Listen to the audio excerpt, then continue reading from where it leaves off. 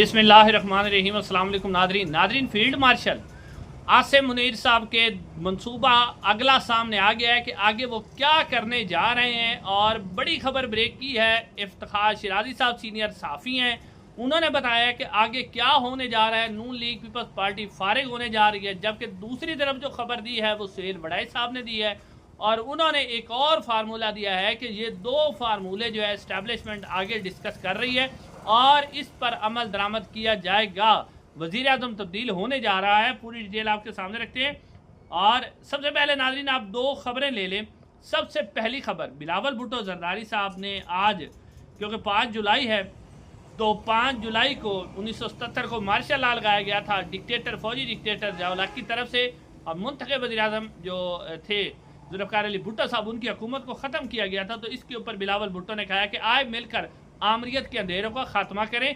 और भी उन्होंने बातें की हैं, लेकिन आप देखें कि बिलावल भुट्टो कह रहे हैं कि आमरीत के अंधेरों का खात्मा करें। आज खुद एक फ़ौजी आमिर की गोद में बैठकर हुकूमत कर रहे हैं। उसका बाप बिलावल का जरदारी जो है वो आमिर के वोटो जाली फॉर्म 47 की हुकूमत के ऊपर सदर बन के बैठा है, डिप्टी स्पीकर बन के बैठे हुए हैं, सेनेट चेयरमैन इन्होंने ली हुई है और सिंध की हुकूमत कर रहे हैं। और किस बेशरम मुँह के साथ कि आप हमेशा से यानी इस्टेब्लिशमेंट की गोद में आना चाहते हैं और फिर बयानियाँ भी बना रहे हैं कि हम एंटी इस्टेब्लिशमेंट है। किस तरह मुनाफिक है बिलावल भुट्टो जरदारी। उसके बाद आदमी DGISPR ने आज दूसरा ट्वीट दाग दिया 2 सालों के बाद। कल एक ट्वीट किया था और आज एक ट्वीट आया है।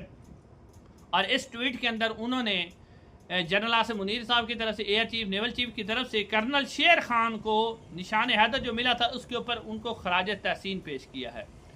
नाज़रीन, एक तो आज भी DGISPR ने अपने कमेंट्स बंद किए हुए, कमेंट्स नहीं चला रहे, लेकिन अब इसके ऊपर भी ट्विटर ने जो कम्युनिटी नोट लिखा है वो DGISPR के लिए काफ़ी है। वैसे तो सब ने खबर दी थी, अब जो ट्विटर है उसने लिखा है कि ये जो पोस्ट लगाई गई है पाकिस्तान की फ़ौज की तरफ से, ये झूठी पोस्ट है और पाकिस्तान की फ़ौज ने कारगिल वार के दौरान अपने जो सिपाही हैं उनकी लाशें यानी डेड बॉडीज लेने से इनकार कर दिया था।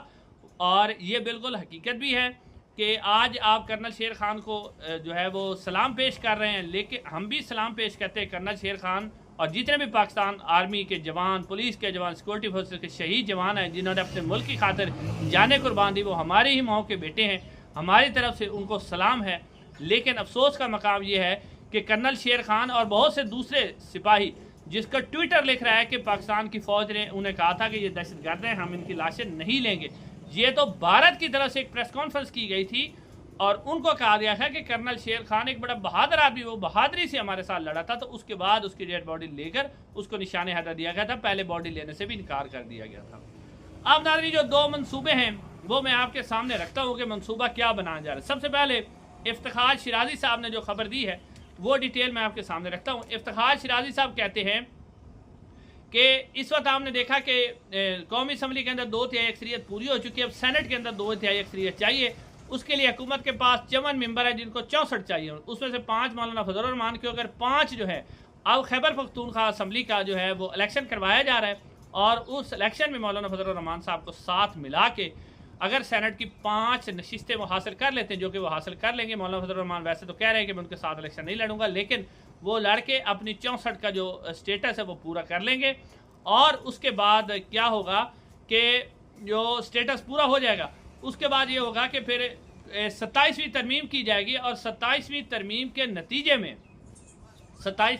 नतीजे में इफ्तिखार जो शिराजी साहब हैं वो कहते हैं कि सबसे पहले जो 18वीं तरमीम थी जिसके अंदर सूबों को ज़्यादा इख्तियार दिया गया था, सारे इख्तियार सूबों के पास रख दिए गए थे और सूबों को ज़्यादा इख्तियार दिए थे, सबसे पहले इस्टेब्लिशमेंट उसको रोल बैक करेगी ताकि जो सूबा के पास NFC अवार्ड के तहत ज़्यादा फंड्स जाते हैं और साथ साथ जो है जिस तरह मिनरल्स का बिल है वो सूबों की मर्जी शामिल होती है, तो उसको ख़त्म करके पूरे सूबों का इख्तियार अपने हाथ में ले लिया जाएगा और सूबाई जो फंड्स हैं वो कम कर दिए जाएंगे।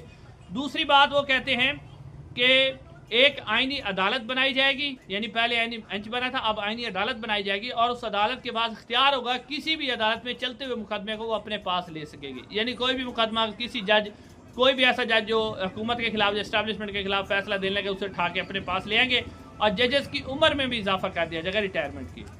उसके बाद वो अगली खबर दे रहे हैं, बड़ी अहम तरीन खबर है कि इसके बाद वज़ीर आज़म का जो इंतखाब है, क्योंकि वो कौमी असम्बली से होता है, तो अब उसके 27वीं तरमीम करके उसके अंदर तब्दीली की जाएगी और ये कहा जाएगा कि वज़ीर आज़म को सेनेट ऑफ पाकिस्तान से भी मुंतखब किया जा सकता है।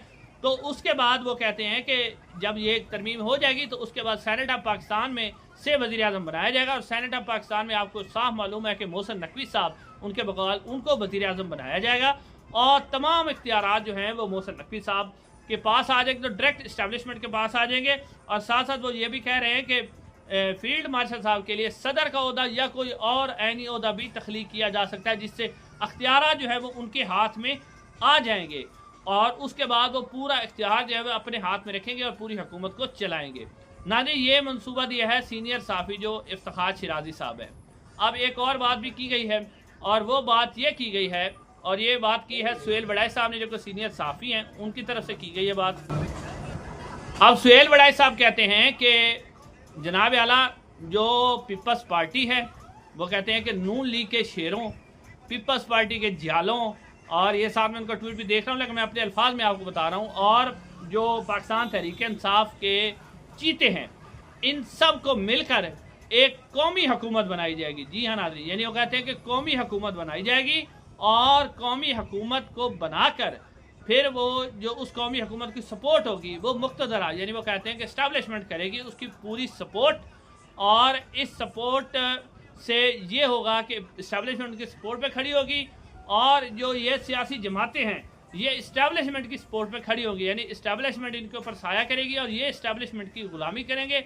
और इसके नतीजे में वो कहते हैं सुहेल बड़ाई साहब कि 2 साल तक ये हुकूमत चलाई जाएगी, और 2 साल के बाद फ्री एंड फेयर इलेक्शन करवाए जाएंगे, और उसके बाद फिर नई हुकूमत आएगी। ये कह रहे हैं नाज़रीन सुहेल बड़ाई साहब कि 2 साल तक ये ऐसा चलाया जाएगा। अब नाज़रीन सुहेल बड़ाई साहब जो बात कर रहे हैं, ये बात इसलिए की जा रही है कि इस्टेब्लिशमेंट इस वक्त अब इस क्यों कौमी हुकूमत बनाने की ज़रूरत पेश आ रही है, उसकी बुनियादी वजह ये है कि अब इसके ऊपर जो है बुनियादी उसकी वजह ये है कि इस वक्त जो है हामिद मीर साहब ने एक ट्वीट भी किया है और उनका एक वीडियो बयान भी सामने आया है, जिसके अंदर उन्होंने कहा है कि इस वक्त पाकिस्तान की हुकूमत जो है उसके ऊपर बहुत ज़्यादा दबाव है कि इस वक्त यानी डोनाल्ड ट्रंप की तरफ से ये दबाव डाला गया है कि हर सूरत में पाकिस्तान की हुकूमत जो है वो इजराइल को तस्लीम करे। इसके ऊपर हामिद मीर साहब ने यह भी कहा है कि इमरान खान के दौर में इमरान खान पर भी प्रेशर डाला गया था पाकिस्तान के इस्टेब्लिशमेंट की तरफ से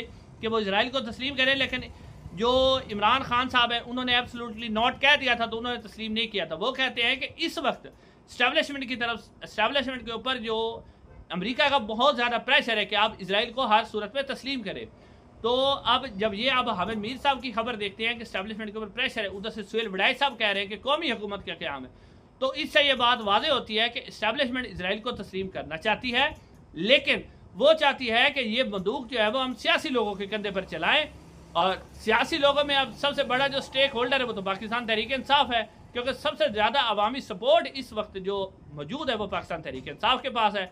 तो इसलिए इस्टेब्लिशमेंट इमरान खान को किसी सूरत रिहा नहीं करेंगे, लेकिन पाकिस्तान तहरीक इंसाफ की जो बाहर क़यादत है उसको किसी तरीके से कायल करके जो उसके अंदर फॉरवर्ड ब्लॉक में कौमी हुकूमत का झांसा देकर एक एतमाद साजी पैदा की जाएगी, और कहा जाएगा कि जी इसराइल को सऊदी अरब तस्लीम कर रहा है तो हम भी तस्लीम कर रहे हैं।